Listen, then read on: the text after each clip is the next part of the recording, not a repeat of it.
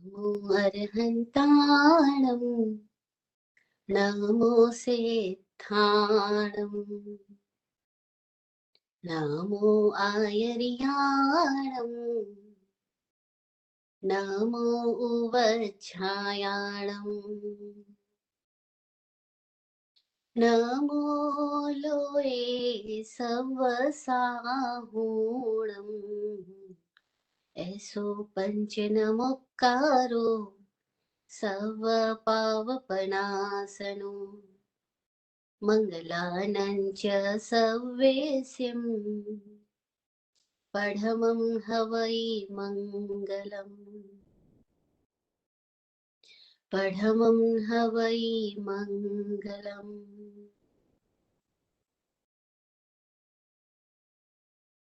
ध्यानमूलं गुरोर्मूर्ति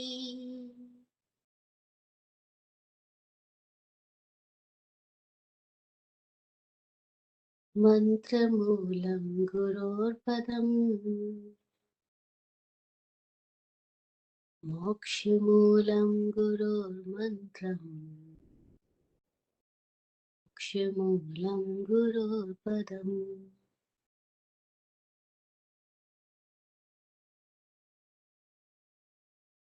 ॐ गुरुवे नमः। ॐ गुरुवे नमः। ॐ गुरुवे नमः।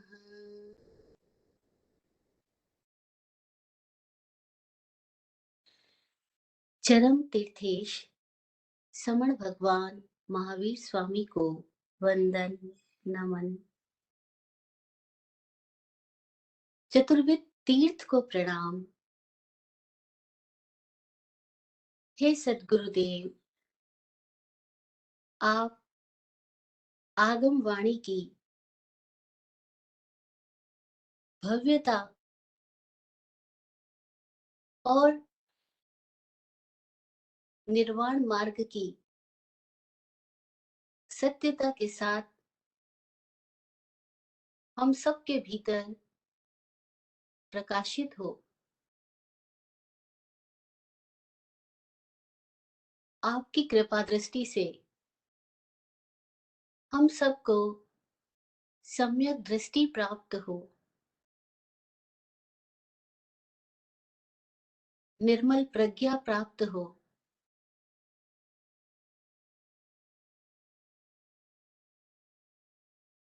हम सब जीवन को सत्यमय जिए, आत्म सत्य को सतत उजागर करते रहे।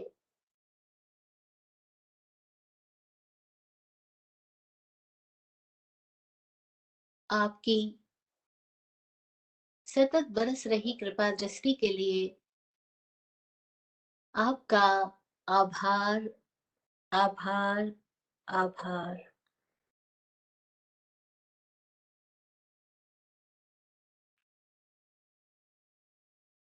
सृष्टिगत सहयोगी समस्त षड जीवनी कायों का सतत आभार। तत्वार्थ सूत्र के रचयिता वाचक उमा स्वाति की निर्मल प्रज्ञा को प्रणाम। मोक्ष शास्त्र हम सबके जीवन का मार्गदर्शन कर रहा है, इस मोक्ष शास्त्र का आभार। जय हो।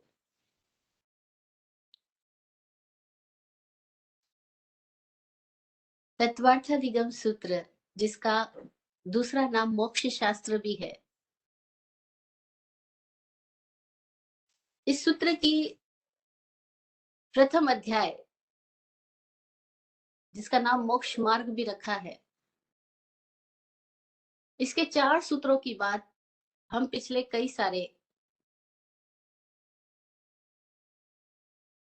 सेशंस में कर चुके हैं।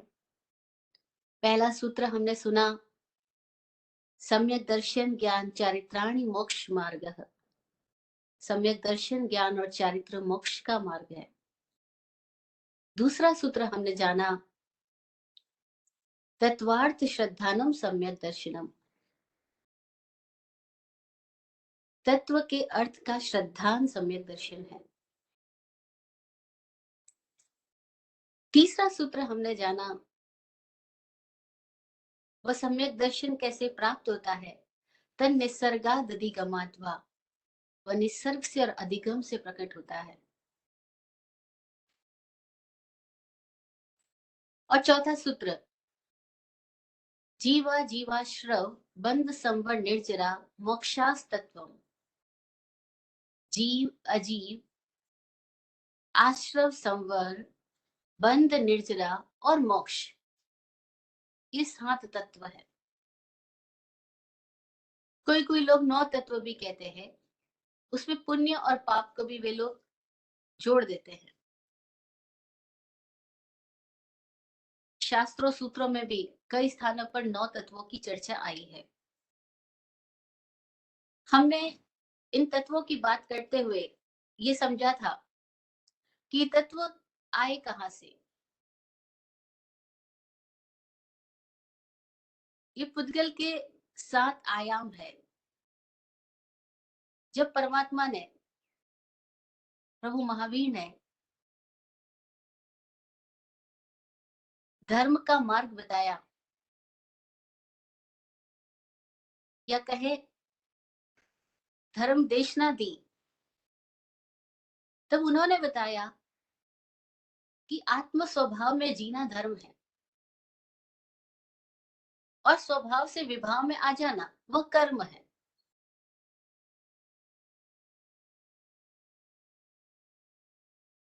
अब कैसे हम इस स्वभाव को उजागर करें, जो हमारा अपना मौलिक गुण धर्म है, हमारी अपनी अवस्था है, उसको हम कैसे साक्षात्कार करें, उसको कैसे उजागर करें, कैसे उसमें जिए हम।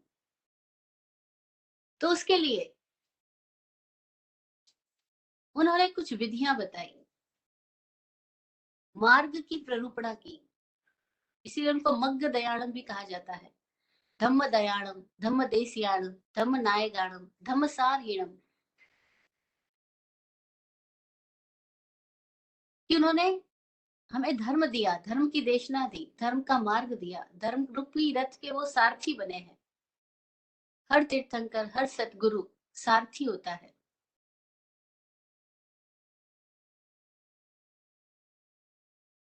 तब कैसे हम अपने आत्म सत्य, जिसको नाम अहिंसा भी दिया गया, उस अहिंसा में यानी अपने सत्य में, अपने स्वरूप में कैसे हम प्रतिष्ठित बने,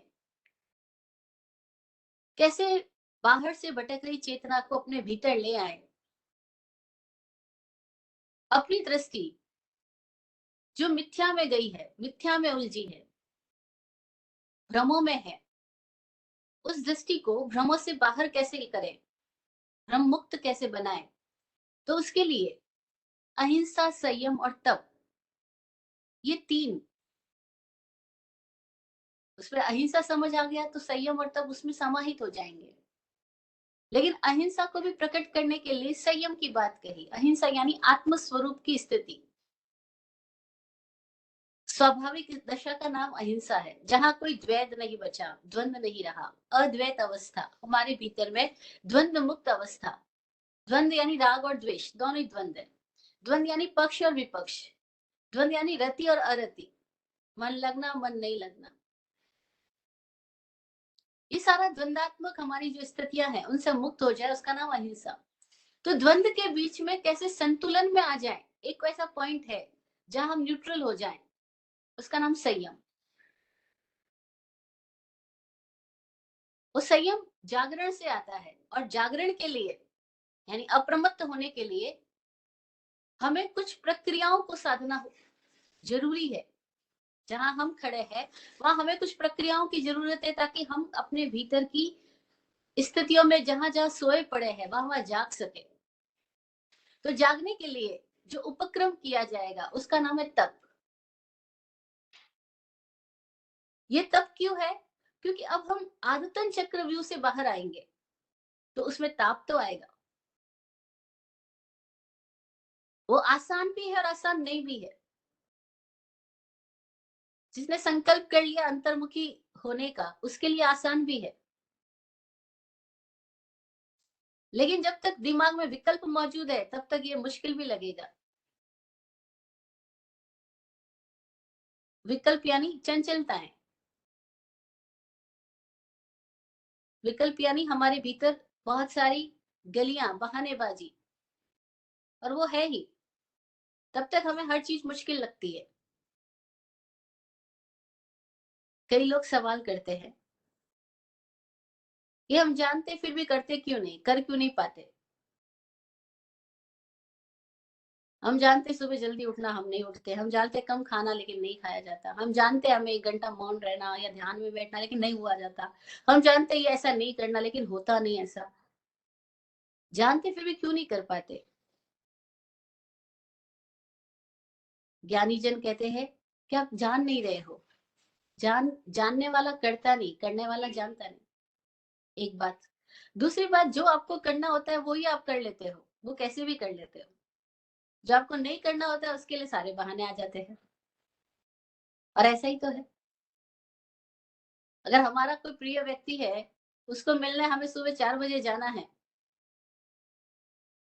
तो पता नहीं कैसे आंख भी खुल जाएगी, हम पहुंच भी जाएंगे, तैयार भी हो जाएंगे। और अन्यथा हमें 9 बजे 10 बजे तक भी कोई उठने को कह दे बिस्तर से, तो शायद मुश्किल लगे। ये सबकी स्थिति है लगभग। इसका मतलब क्या हुआ? हमें जो जो करना होता है वो तो हम कर ही लेते हैं,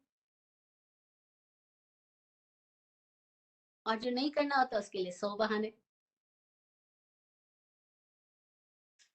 और बहानों की तो इंसाइक्लोपीडिया बनाया जा सकता है, कितने बहाने हमारे पास। हर एक बात के लिए, हर एक चीज के लिए हमारे पास सैकड़ों सैकड़ों बहाने हैं।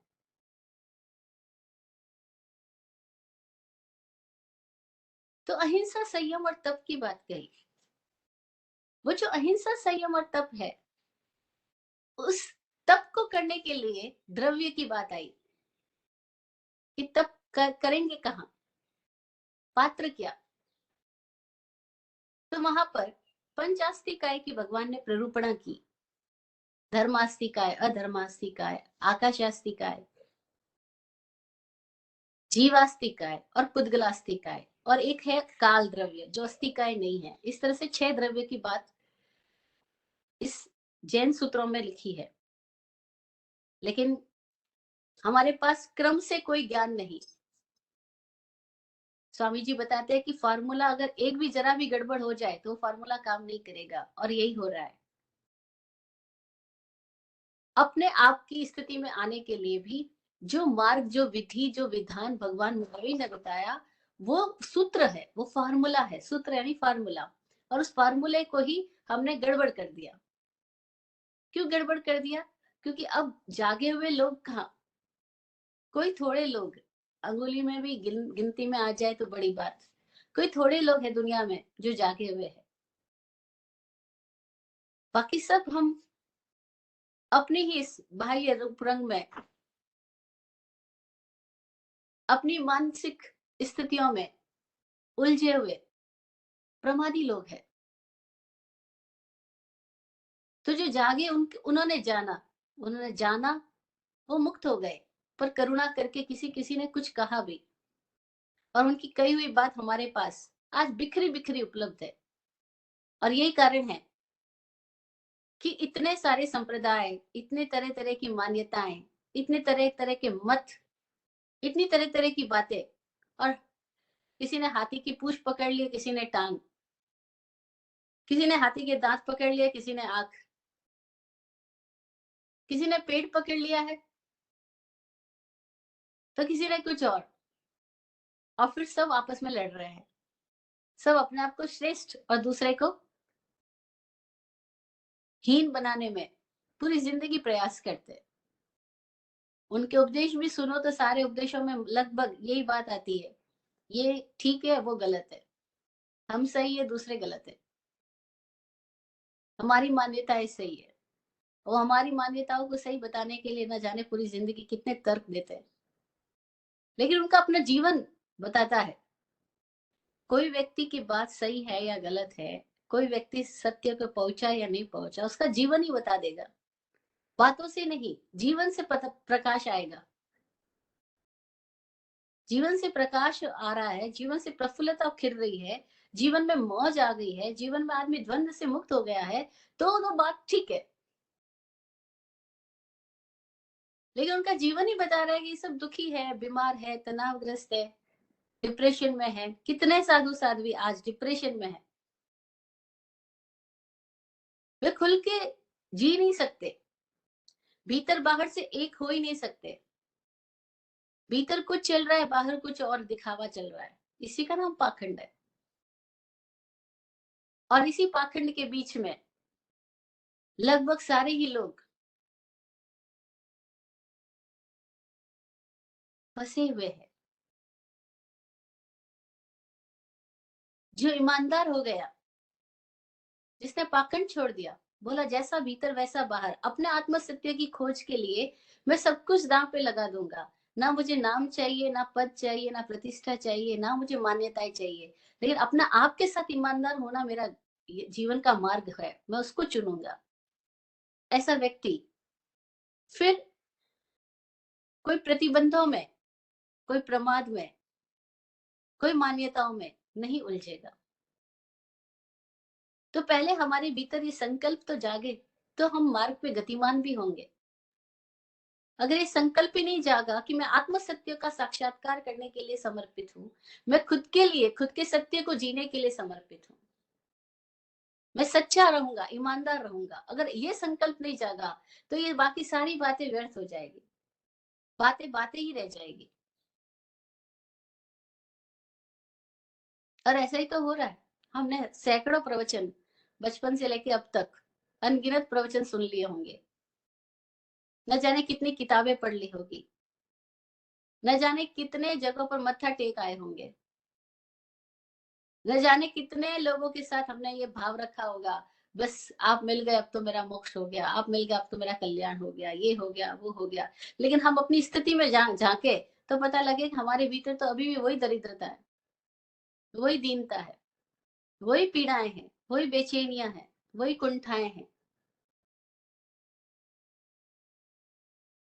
यानी अभी द्वंद मुक्त नहीं हुए। क्यों नहीं हुए?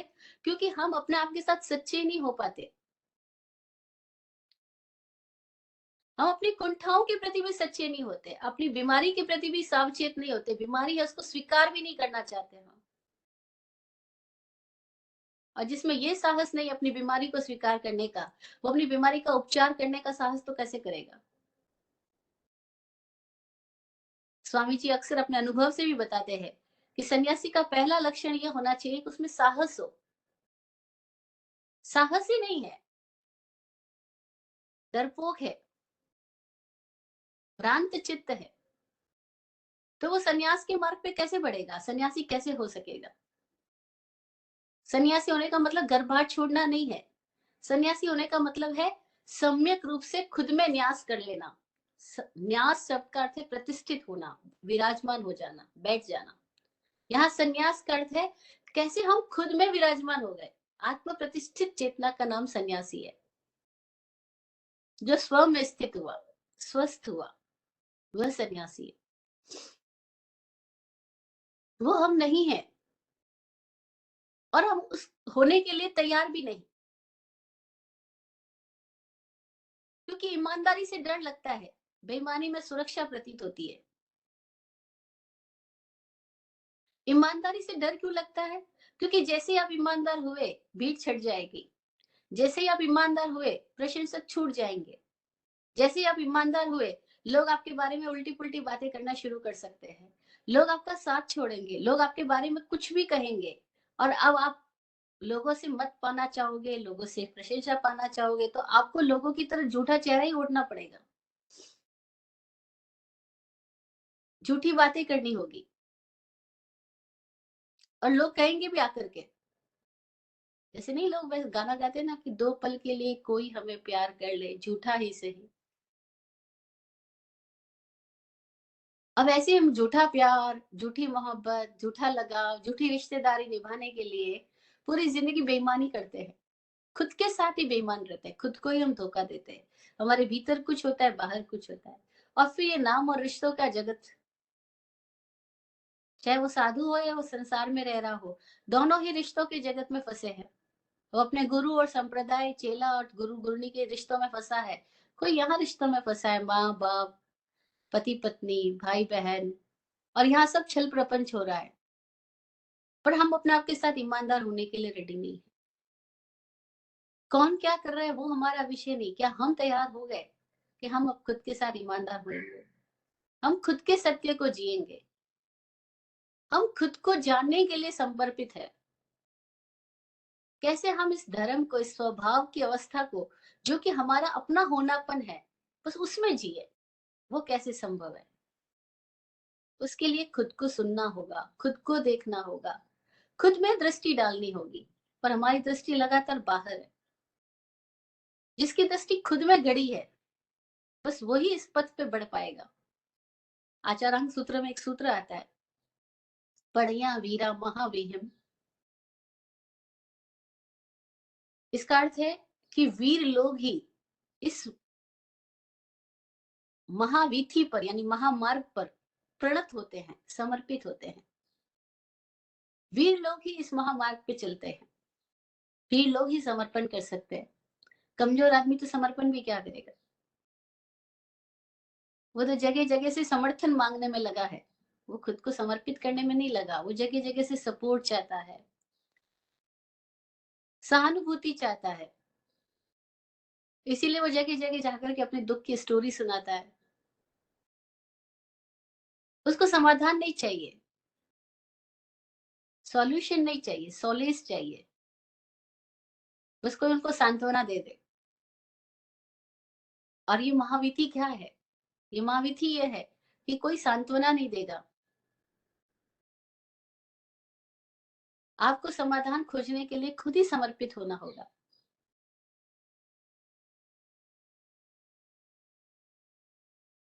जो कोई इसके लिए तैयार होता है, वो फिर आगे 6 द्रव्यों की बात में गति करता हुआ पुद्गल के 7 आयामों को, उसमें भी 7 आयाम में भी बड़ी गजब की बात यह है कि जो 6 आयाम है वे कपल है, द्वंद्व में है। वो भी दुनियादारी का हिस्सा है। और जब कोई इन 6 आयामों के प्रति सजग हो गया, 6 आयामों के प्रति, यानी जीव अजीव, आश्रम संवर, बंध निर्जरा, बस यहाँ पे सावधान हो गया, अपने आप में सावधान हो गया, तो पुद्गल से रहित अवस्था हो जाएगी। उसका नाम मोक्ष। तो मोक्ष मार्ग में क्या बताया जा रहा है कि कैसे हम मुक्त हो जाएंगे? जब हम इस द्वंद से मुक्त हो जाएंगे, द्वंद्वात्मक जगत से मुक्त हो जाएंगे। बस इस द्वंद से जाग जाना ही मुक्ति है। और बड़ी गजब की बात यह है कि बाहर की दुनिया में तो कुछ पाने के लिए कुछ करना होता है। आपको डॉक्टर बनना है तो 16 साल पढ़ाई करनी पड़ेगी। 16, 18, 20, कितने भी साल आपको डॉक्टर बनना है तो इतनी पढ़ाई करनी पड़ेगी। इंजीनियर बनना है तो भी पढ़ाई करनी पड़ेगी। फिर पूरी जिंदगी भी नक्शे बनाने पड़ेंगे, क्या क्या काम करना पड़ेगा, तभी जाकर के आप अपनी इंजीनियरिंग को जी पाओगे, डॉक्टरी को जी पाओगे। बाहर की जगत में आपको कुछ भी पाना है, कुछ करना पड़ेगा, पैसा पाना है, कुछ करना पड़ेगा। लेकिन इस भीतर के जगत की बड़ी मजेदार घटना यह है कि यहाँ कुछ नहीं करने से कुछ होता है। अब कुछ नहीं करना ये हमारे आदत में ही नहीं है। हमको कोई कह दे चुपचाप 1 घंटा कुछ नहीं करो, बैठ जाओ, तो 1 घंटा बैठना कठिन है, 4 घंटे चलना आसान है। हमको 1 घंटा चलना हो तो वॉक करना आसान है, लेकिन 1 घंटा शांति से बैठ जाना मुश्किल है। बातें करना आसान है, मौन हो जाना मुश्किल है। कुछ नहीं करना हमारे लिए मुश्किल है। खाना आसान है, नहीं खाना वो मुश्किल लगता है। इकट्ठा करना आसान है, छोड़ देना वो मुश्किल लगता है। तो ये जो अध्यात्म का मार्ग जिसको हम बोलते हैं, यह हमारी अब तक की आदतन स्थितियों से बिल्कुल विपरीत है। क्योंकि आदतन स्थितियां है करना, पाना, पकड़ना, बनाना। देखो दुनिया में कोई भी किसी से मिलता है तो वो पहला दूसरा क्वेश्चन उनका यही होता है। पहला क्वेश्चन क्या नाम है, कहाँ रहते हो, फिर दूसरा क्वेश्चन होगा क्या कर रहे हो आजकल। क्योंकि वो किसी भी आदमी को उसके करने से जोड़ना चाहते हैं। वो है इतना पर्याप्त है ना, नहीं पर्याप्त नहीं है, कुछ क्या करते हो। तो हर आदमी को कुछ ना कुछ करना पड़ता है, या नहीं भी करता है तो दिखाना पड़ता है कि मैं कर रहा हूँ। कल एक भाई से बातचीत हो रही थी, तो वो बता रहे मैं 3 फैक्ट्रियों का मालिक, मैं उस दुकान का मालिक, ये वो इतनी सारी बातें, मेरा ये एक्सपीरियंस वो एक्सपीरियंस। फिर किसी ने पूछ लिया अच्छा अभी इन दिनों में आजकल आप क्या कर रहे हो, तो बोला अब तो रिटायर्ड हो, कुछ भी नहीं कर रहा। आपका सोर्स ऑफ इनकम अभी तो कुछ नहीं कमा रहा। तो फिर इतनी सारी बातें बता रहे थे, आप तो इतनी फैक्ट्री के माल, अरे मैं था वो जो था ना उसके साथ भी एसोसिएशन कितना गहरा है। और वो सब बातें ना बताए तो आदमी क्या बताए कि मैं क्या करता हूँ। तो उसको बताना पड़ता है मैं ये करता वो करता। और फिर प्रेजेंट सिचुएशन पे आए तो बोले कुछ नहीं कमाता कुछ नहीं करता, सब धंधा बंदा सब बंद कर दिया। तो अभी स्थिति दूसरी हो गई ना।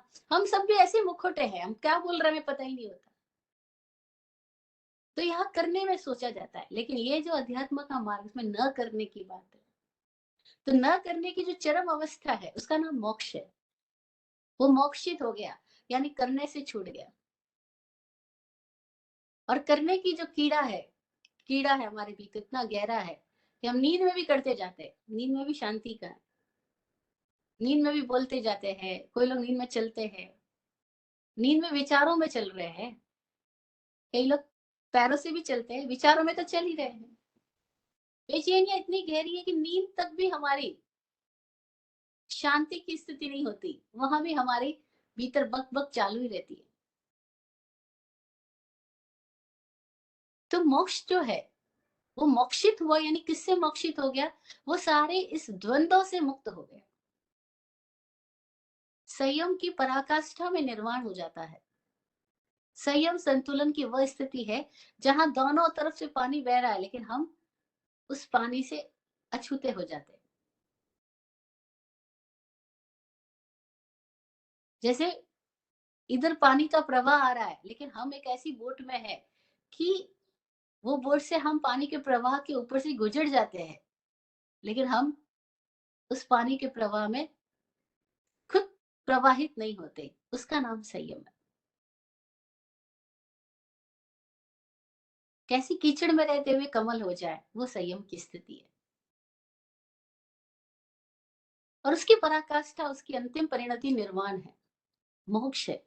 मोक्ष का मतलब अब कोई मोह नहीं रहा, अब आंख पे कोई पर्दा नहीं बचा, दृष्टि पर्दे से मुक्त हुई, मोह अक्ष, मोह से मुक्ति, मोक्ष, मोह का श्रेय मोक्ष। तो मोक्ष जो है वो पुद्गल खत्म हुआ, अब पुद्गल का उस पर प्रभाव नहीं। अब ऑब्जेक्टिव स्थिति नहीं है, कंप्लीटली सब्जेक्टिव स्थिति, प्योरेस्ट फॉर्म ऑफ एग्जिस्टेंस मोक्ष। वो प्योरेस्ट फॉर्म ऑफ एग्जिस्टेंस है ही, वो कभी बंद नहीं होता, रुकता नहीं है, खोता नहीं है। जैसे आजकल हमको सिखाया जाता है इशारे में मोक्ष नहीं होता, इशारे में कल्याण नहीं होता, केवल ज्ञान नहीं होता, सब व्यर्थ की बात है। वो तो हमारा होनापन है, शुद्ध होनापन, और वो तो सदा है ही, उसके बिना हम कभी है ही नहीं। लेकिन उस स्थिति में हम कैसे सतत मौजूद रहे। हम अभी हम दो हिस्सों में आ गए, एक वो जो हमारी शुद्धतम स्थिति, और एक वो हमारी जो लगातार अशुद्ध स्थिति में हमारा भ्रमण। तो हम अपनी भ्रमणा से समणा में आ जाए, उसके लिए हम ये सारी तत्व चर्चा कर रहे हैं। सारी तत्व चर्चा का सार इस बात में है कि हम भ्रमणा से कैसे समणा में आ जाए। समणा यानी भीतर की स्थिति, भ्रमणा यानी ये बाहर में मायावी जगत में हमारा इल्यूजनरी वर्ल्ड में लगातार हमारा अपना इल्यूजन्स में जीने की आदत। ये क्लियर हो, क्यों कर रहे हैं, क्यों सुन रहे हैं, क्यों पढ़ रहे हैं, क्यों ये बात कर रहे हैं सारी, इसकी क्लैरिटी बार बार अपने भीतर जगानी होगी। नहीं तो सुनना भी एक महज आदत बन के रह जाएगा, वो ना हो पाए। कोई चीज आदतन नहीं हो, जो हो रही है वो पूरे होशोवास के साथ हो, बोलना भी, सुनना भी और चुप रहना भी, पूरे होशोवास के साथ हो।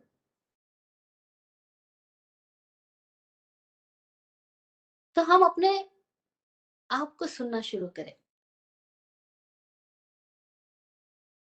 और अपनी बीमारी की पहचान करें। क्या है हमारी बीमारी?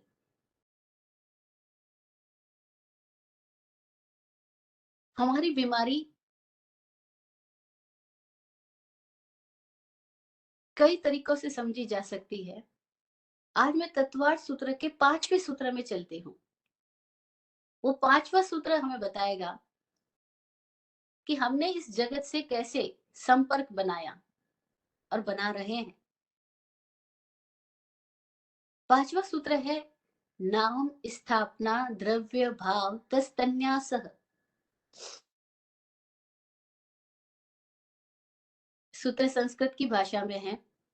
अब हम इसका हिंदी में अर्थ समझते हैं। नाम, नेमिंग करना, जैसे कोई मुझे बोलता है वैभवश्री नाम है इसका, अमित जी नाम है उनका जो सामने बैठे हैं, तो सबका नाम है एक। स्थापना, स्थापना यानी आकार, फॉर्मेशन। द्रव्य, द्रव्य यानी फिजिकल प्रॉपर्टीज एंड जो हमारे भीतर की स्थितियां, केमिकल कंपोजिशंस, वो सब द्रव्यात्मक स्थितियां हैं। और भाव, भाव यानी उसका गुणात्मक स्थिति। इन चारों से पूरे तत्व का, सातों तत्व का न्यास होता है। न्यास होने का मतलब उसकी पहचान होती है। बिना प्रयत्न की पहचान का नाम न्यास है।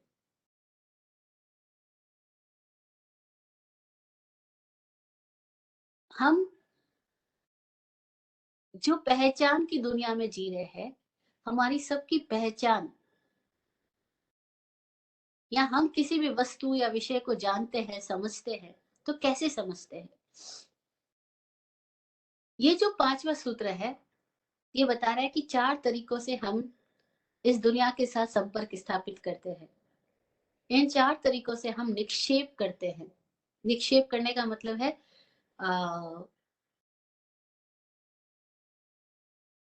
फेंकना। जब हमने दृष्टि को कहीं फेंका, जैसे मेरी आंख गई कहीं बाहर, तो उसने कैसे दृष्टि को फेंक करके क्या पाया? अब दृष्टि एक इंद्रिय नहीं है, हम यहाँ 6 इंद्रियों से काम कर रहे हैं।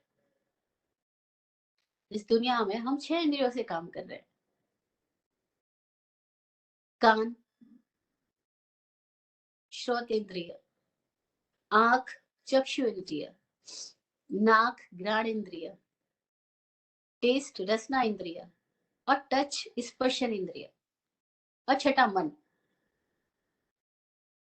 इन 6 से हम सारी ऑब्जेक्टिव स्थितियों के साथ कनेक्ट होते हैं। इनको इंद्रियां बोला गया। इंद्रिया इसलिए बोला गया कि वह जो हमारी स्थिति है, वो एक इंद्र की स्थिति है। इंद्र यानी खुद राजा।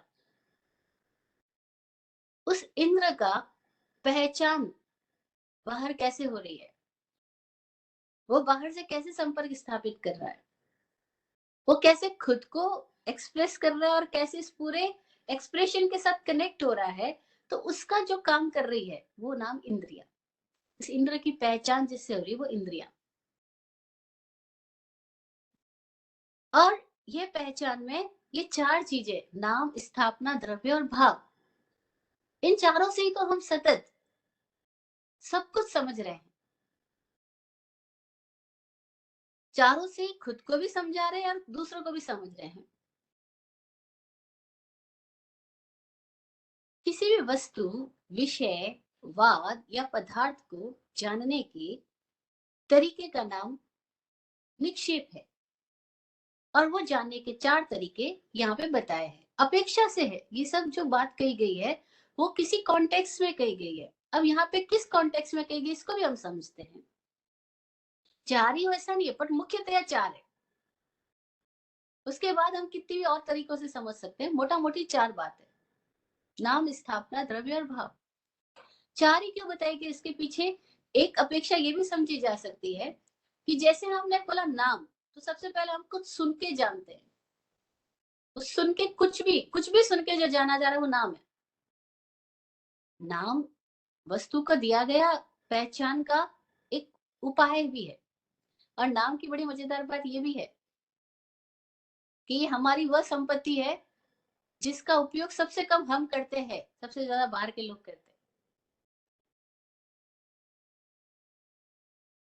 है ना। लोग हमको बोलते हैं अमित जी, अमित जी। अमित जी थोड़ी खुद को बोलते हैं अमित जी, नहीं ना। वो मॉल के अंदर खड़े थे हम, तो एक भाई अपने बच्चे को लेकर आया हुआ था, छोटा बच्चे को। और छोटा बच्चा कभी कुछ शैतानी करे, कभी कुछ। बालक तो जैसा उसकी ऊर्जा काम कर रही है, वो गिरा रहा है, पटक रहा है, सामान उठा रहा है, कुछ भी। मॉल के अंदर इतना सामान लगा है, वो किसी में भी हाथ डालेगा।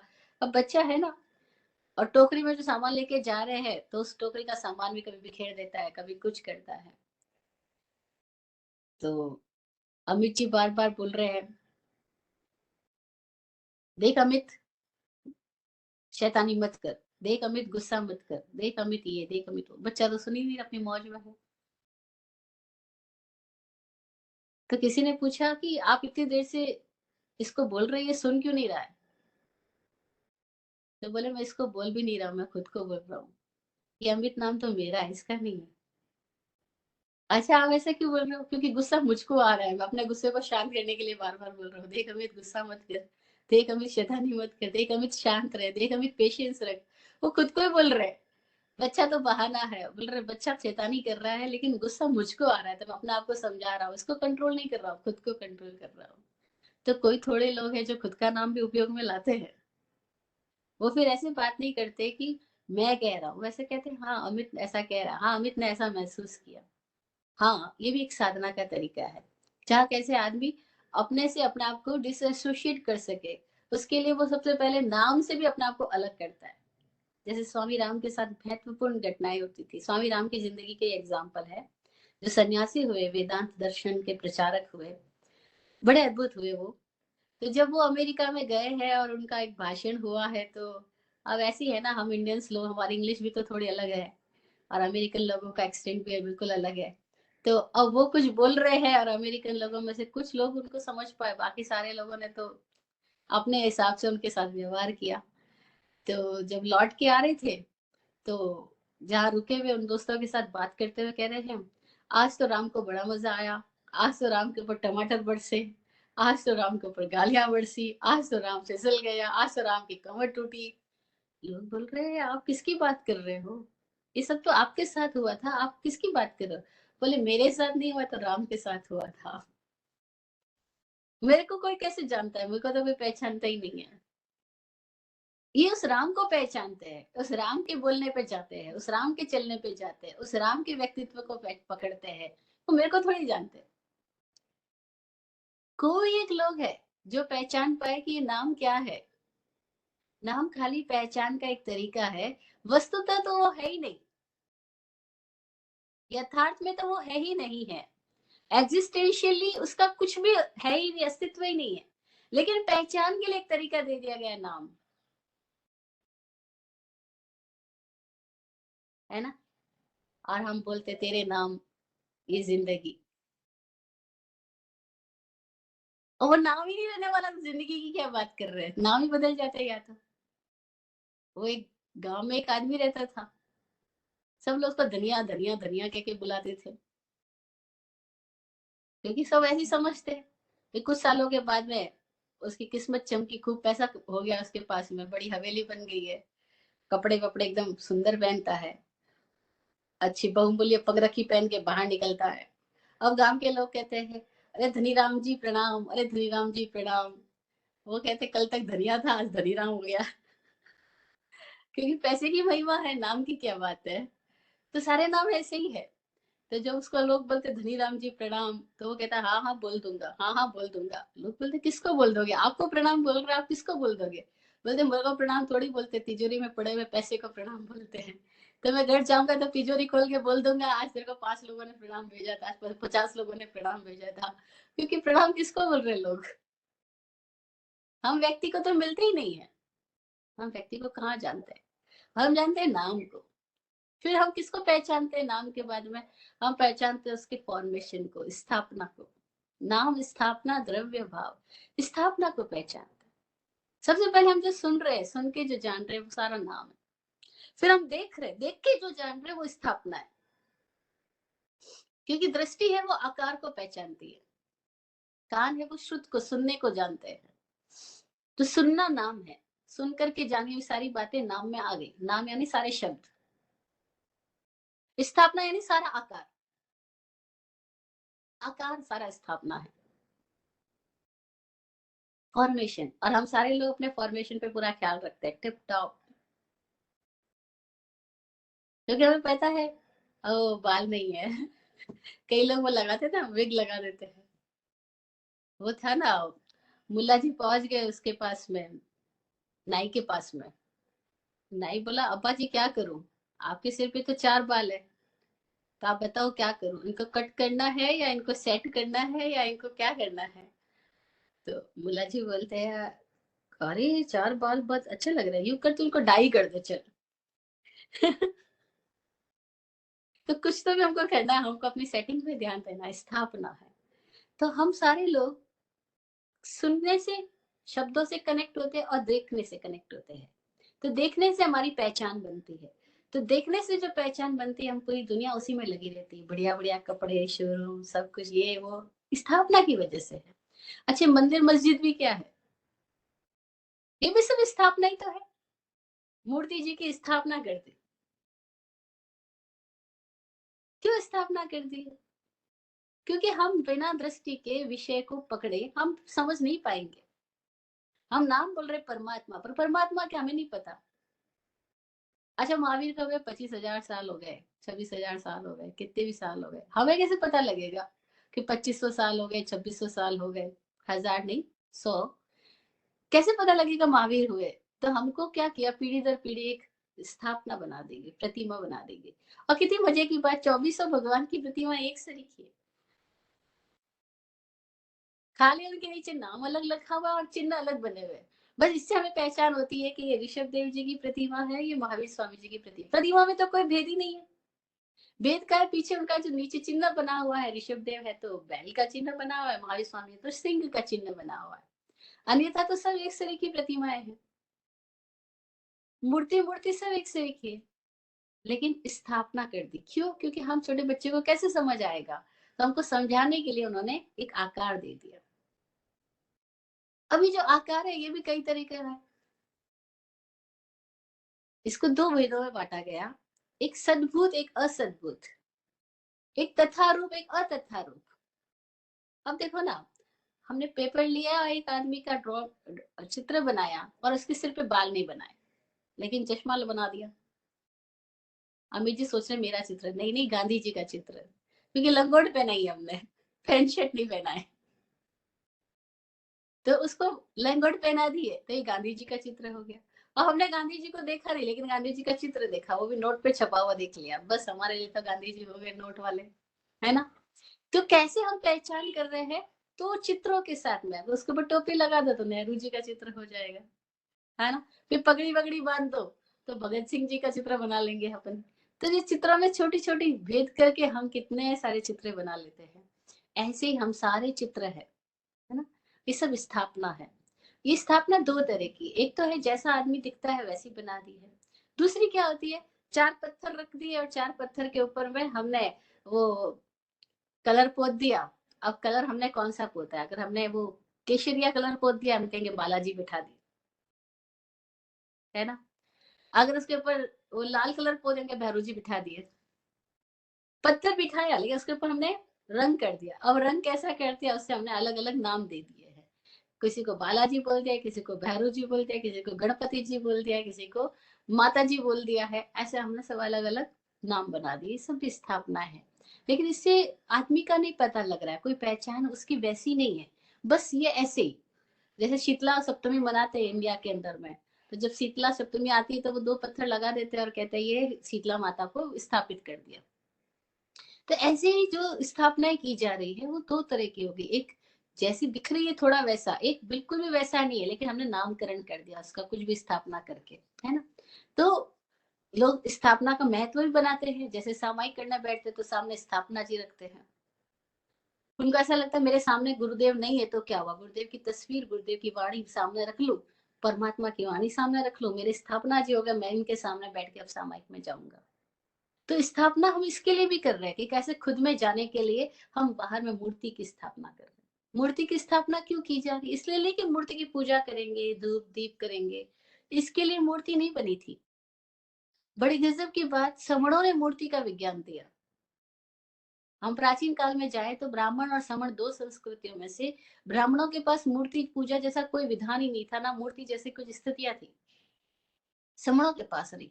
समणों ने ये देन दी मूर्ति पूजा। मूर्ति पूजा नहीं बताई थी, मूर्ति पूजा का अर्थ था मूर्ति के सामने बैठ करके कैसे हम अपने भीतर जा सके, क्योंकि हम जिस चीज को देख रहे हैं लगातार, उसको देखने के साथ ही हमारे भीतर भी उसका एक इंप्रेशन जनरेट हो रहा है। वैसे तो हमको बाग बगीचे में बैठना अच्छा लगता है और काली कोठरी में बैठना अच्छा नहीं लगता, क्योंकि वो क्षेत्र, वो स्थापना, वो आकार, वो भी कहीं ना कहीं हमें प्रभावित कर रहा है। तो हमने क्या बनाया, मूर्ति बनाई। इसलिए बनाई थी समनों ने मूर्ति, कि कैसे एक व्यक्ति इस जगत से पार के जगत में जा सके, इस आकार के पार निराकार में जा सके। तो आकार से निराकार में जाने के लिए मूर्ति का विज्ञान दिया गया था, कि समक्ष मूर्ति हो और वो इस तरह से प्रतिष्ठित हो कि उसकी सारी ऊर्जा अपने में ही घूम रही है, बाहर नहीं जा रही है।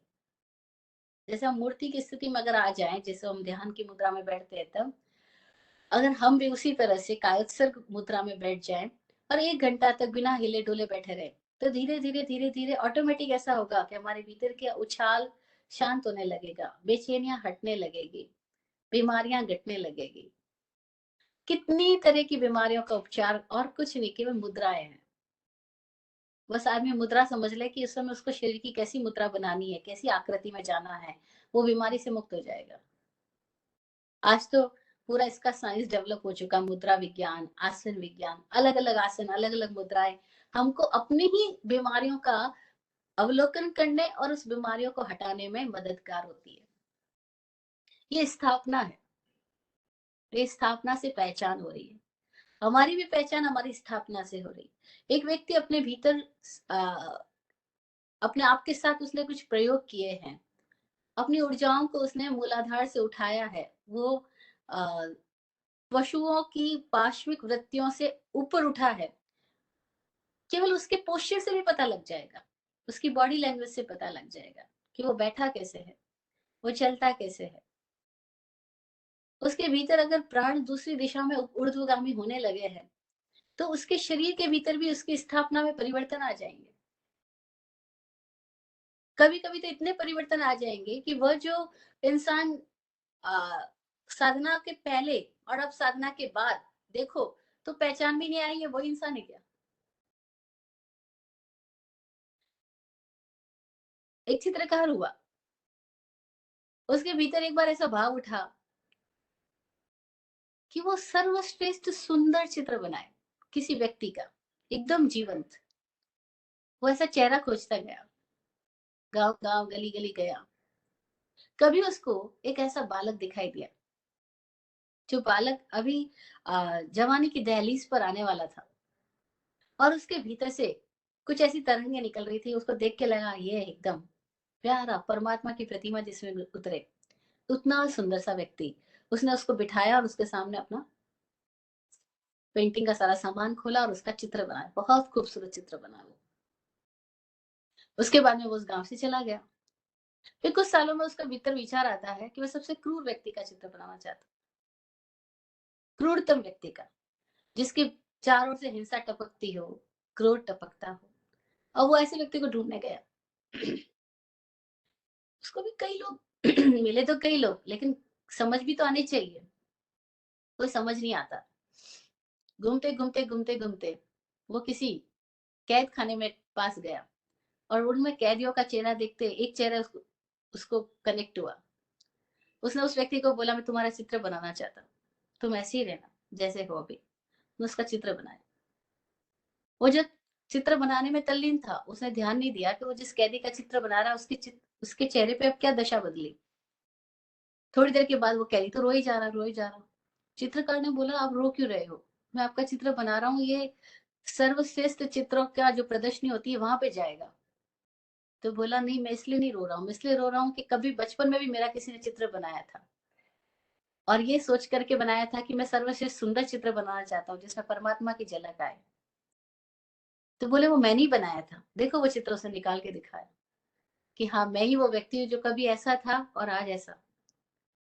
और चित्रकार भी हैरान, वो इतना हैरान हुआ कि तुम हो वो व्यक्ति जिसमें परमात्मा प्रकट हुआ था, तुम वो व्यक्ति जिसमें शैतान प्रकट हुआ है। वो बोला हाँ मैं ही हूँ। फिर मैं उसने अपनी स्टोरी सुनाई, मैं ऐसी ऐसी स्थितियों में गया, ऐसे दोस्त मिले, ऐसी जगह गया, मेरे भीतर ऐसे उठा और मैंने सब गुस्से में क्या क्या नहीं किया, इतनी हत्याएं की, ये वो सब अपनी स्टोरी सुनाई। वो चित्रकार हैरान हो रहा है कि ये एक ही व्यक्ति अपनी जिंदगी में कभी ये था और कभी ये है। हाँ जी, ऐसा ही स्थापना है।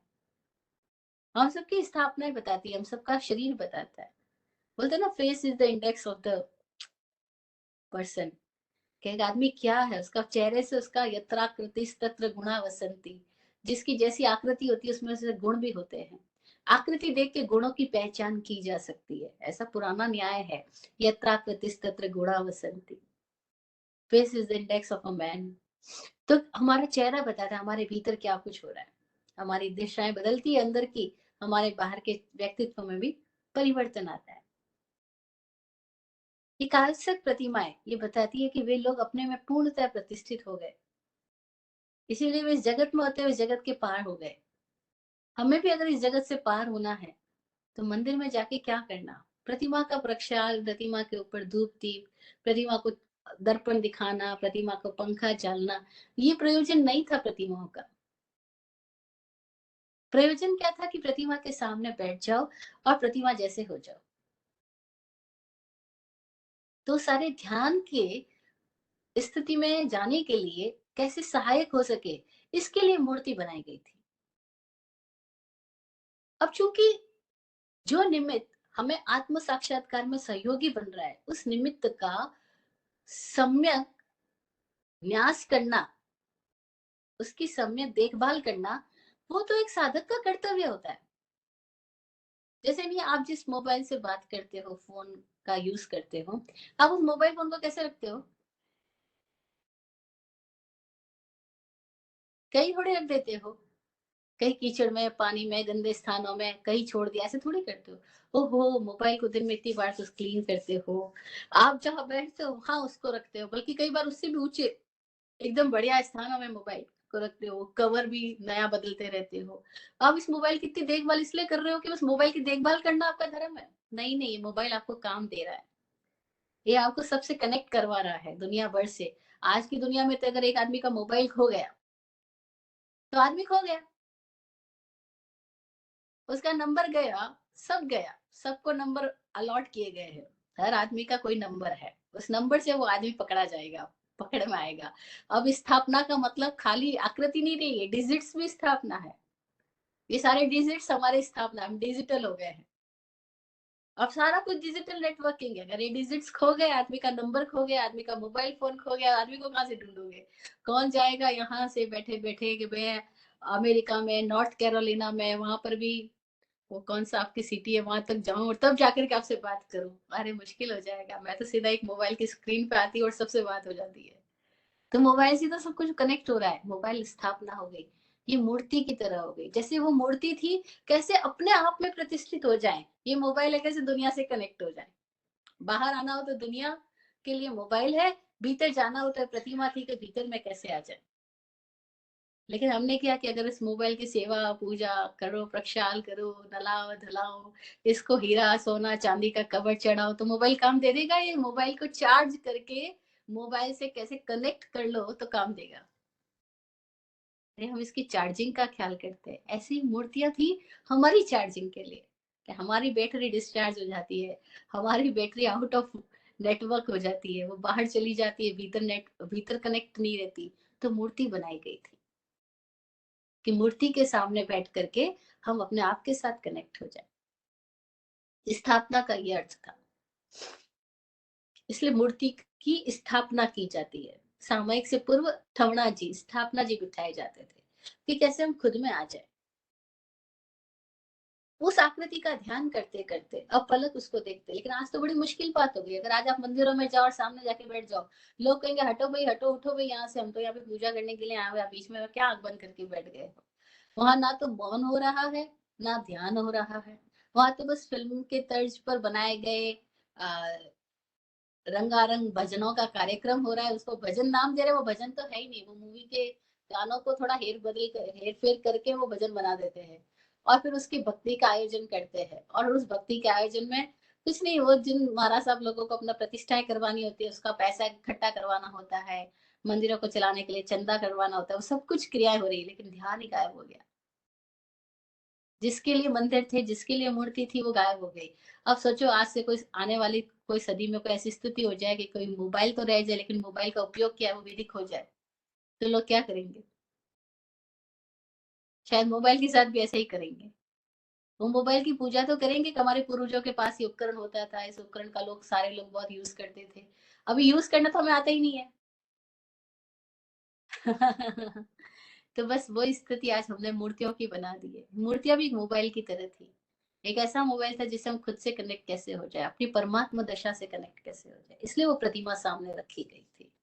और उसमें कैसे हम सामने बैठ करके हमारी बैटरी डिस्चार्ज जो हो गई उसको कैसे चार्ज कर लें, कैसे अपनी प्राण ऊर्जाओं को हम विराट बना लें। इसके लिए मूर्ति विज्ञान था, लेकिन खो गया बस ऐसी क्रियाओं में, रिवाजों में। और कोई जानता नहीं, और जो जानता है वो भी जीता नहीं, क्योंकि वो भेड़ चाल इतनी ज्यादा हो गई है। और फिर जो वाकई उपलब्ध हो गया वो जाता ही नहीं। स्वामी जी, हम बहुत सारे लोग साथ रहते हैं, जगह जगह हम मंदिरों में जाते हैं, स्वामी जी बाहर बैठते हैं, वो कहते हैं आप जाओ मंदिरों में, मेरा भगवान मेरे पास ही, मेरे भीतर मैं यहाँ बुला लूंगा, आप जाओ वहां बाहर देखने के लिए। और हम सब ऐसे ही तो कर रहे हैं, जगह जगह भगवानों को देखने जा रहे हैं, जहाँ भगवान है वही उसको नहीं खोज रहे। वो जहाँ विराजमान है वहां तो हम जा ही नहीं रहे, बाहर सब जगह भगवानों को खोजने। कभी शिखर जी जाते हैं, कभी पालिताना जी जाते हैं, कभी शत्रुंजय जी जाते हैं, कभी कहीं जाते हैं, कभी चार धाम जाते हैं, लेकिन जहाँ वाकई स्थापना है उसकी, वहां हम उसको खोजते ही नहीं है।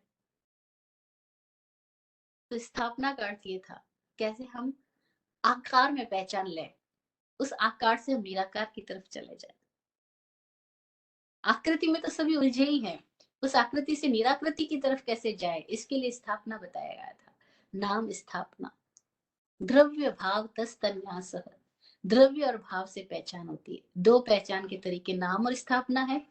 एक वर्णात्मक पहचान है जो कान से हो रही है, दूसरी दृश्यात्मक पहचान है जो दृष्टि से, आंख से हो रही है, और तीसरी जो द्रव्यात्मक पहचान है वो घ्राण इंद्रिय, रसना इंद्रिय और स्पर्शन इंद्रिय से हो रही है। द्रव्य की पहचान बाकी तीन इंद्रियों से होती है। सूंघ के हम जानते हैं, बहुत खुशबू आ रही है, हलवा बना आज तो, किचन में हलवा बन रहा है, आप तो बाहर बैठे हो लेकिन आपको पता लग गया कि अरे हलवा बना है, क्योंकि खुशबू ने बता दिया। द्रव्य की पहचान हो रही है। ये एक एग्जाम्पल है, बहुत सारी बातें हो सकती है। द्रव्यात्मक पहचान का तरीका है कैसे हम टेस्ट करके, कैसे हम टच करके, कैसे हम स्मेल करके पहचान पाते हैं, उसको द्रव्यात्मक पहचान बोला। उससे हम उसकी प्रॉपर्टीज को पहचान सकते हैं, ये चीज ऐसी है, वो चीज ऐसी बनी है। फिर चौथी स्थिति है भावात्मक पहचान। भावों से पहचान। भाव का मतलब क्या? जो हमने फील किया, जो हमने एक्सपीरियंस किया, उससे हमारी पहचान होती है। जैसे हम किसी से मिलते हैं तो उसका पहले नाम पूछा, फिर उसका आकार हमने देखा, आकार से हमने पता किया अच्छा ये ऐसा है, ऐसा है। फिर द्रव्यात्मक, उसकी बाकी पोजीशंस हमने देखी, और फिर भावात्मक, उसके साथ रह करके, उसके साथ बातें करके, उसके साथ समय बिता के हमें क्या एक्सपीरियंस हुआ, क्या फील हुआ, वो हमारी भावात्मक पहचान है। किसी के पास जाके हमारी भावनाओं में बहुत आह्लाद भाव आता है, मजा आता है, प्रसन्नता आती है, हम कहते हैं बड़ा मजा आया आपसे मिल करके। अब आपसे मिलके बड़ा मजा आया, वो मजा क्या है और आपसे मिलने में आप क्या है? आप खाली नाम नहीं, खाली नाम को मिलके मजा आया वैसा नहीं है। क्योंकि ये शांति चंद्र नाम एक शांति वाले व्यक्ति का भी हो सकता है और एक झगड़ालू व्यक्ति का भी हो सकता है। लोग बोलते हैं शांति चाहिए, शांति चाहिए। तो एक आदमी बहुत बार बोलता था बस जीवन में शांति चाहिए। तो उसकी पत्नी ने बड़ा मजेदार काम किया। उसने घर में एक शांति नाम वाली नौकरानी को रख लिया। बोले अब बोले शांति चाहिए, बोले ये रही शांति। और वो नौकरानी कैसी, नाम उसका शांति है, दिन रात झगड़ा करती है, गुस्से में बात करती है, गालियां देती है। और उसके बात करने का तरीका ही ऐसा, सीधा सीधा बोलती है, उसको कुछ भी बोलो टेढ़ा मेढ़ा ही जवाब देगी। तो उसका नाम तो शांति है, पर है तो वो झगड़ालू। तो अभी नाम से पहचान हुई क्या शांति की? हाँ, नाम से तो उसको शांति कहते हैं, लेकिन भावों से क्या है वो? भावों से शांति नहीं है, भावों से तो अशांति है। ऐसी हो सकता है नाम से तो हम महावीर हो, लेकिन अपनी स्थिति से क्या हो? डरपोक हो, कायर हो, कमजोर हो, एकदम। चिपकली आती हम दुबक के बैठ जाते हैं, अरे चिपकली आ गई रूम में, मैं रूम में नहीं जाऊंगा। अरे तेरा नाम तो महावीर है, फिर क्या हुआ? अरे बोले नाम महावीर है तो क्या हुआ, मेरे को चिपकली से डर लगता है। तो भाव क्या हो गए हमारे? नाम कुछ है, भाव कुछ है। ऐसा भी होता है। और हम जब बोलते हैं आपसे मिलके बड़ा मजा आया, तो आपसे मिलके मजा आया, वो क्या आया? वो भावात्मक पहचान हुई है। उसमें नाम महत्वपूर्ण नहीं बचा, स्थापना महत्वपूर्ण नहीं बची। महत्वपूर्ण क्या हो गई? द्रव्य भी नहीं, महत्वपूर्ण भाव। द्रव्य तो है कि आप फिजिकली प्रेजेंस हो यहाँ पर। और भाव क्या है? कि आपको मिलके ही इतना मजा आया, आपकी अंदर की प्रसन्नता ने हमारे भीतर भी प्रसन्नता को जगा दिया। आपके अंदर की आह्लादता ने हमारे भीतर भी एक अहोभाव पैदा किया। आपके पास बैठ के हमें मजा आया। तो वो जो मजा आया वो भावात्मक स्थितियां हैं, वो एक्सपीरियंस किया, वो हमने फील किया है ना। तो नाम, स्थापना, द्रव्य और भाव, इन चारों से हम पूरे जगत के सारे ही ऑब्जेक्टिव सिचुएशंस के साथ में कनेक्ट होते हैं। और इनसे जो हमारा कनेक्शन है, इस कनेक्शन को कैसे हम ऑब्जेक्टिव से सब्जेक्टिव की ओर ले जा सकते हैं, उसके लिए हम सारी बात कर रहे हैं। तो ये चारों से हम कैसे सब्जेक्टिवली इस स्थितियों में जाएं, नाम का, स्थापना का, द्रव्य का, भाव का उपयोग करते हुए कैसे हम अपनी आत्मदशा में गति कर सके, उसके लिए कुछ बातें हमने आज सुनी। बाकी बातों के लिए हम फिर सुनेंगे। आज हमारा समय हो गया, आज इतना ही रखते हैं। किसी की कोई जिज्ञासाएं हैं तो वो आमंत्रित है। जय हो।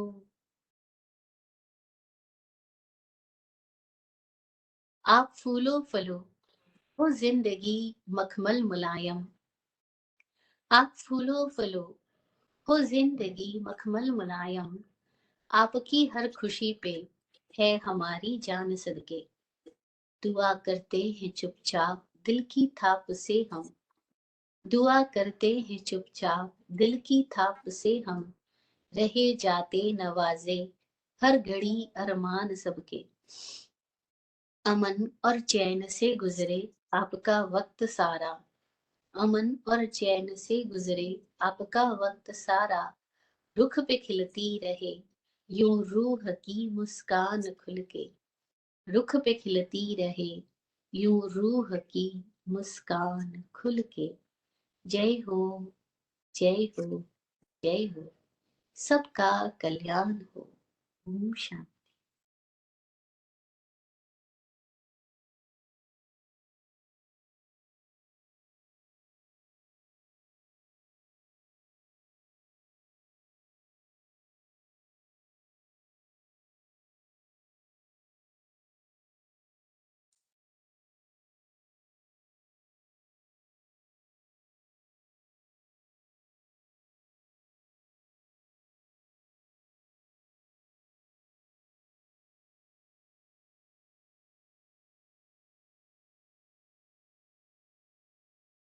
ठीक।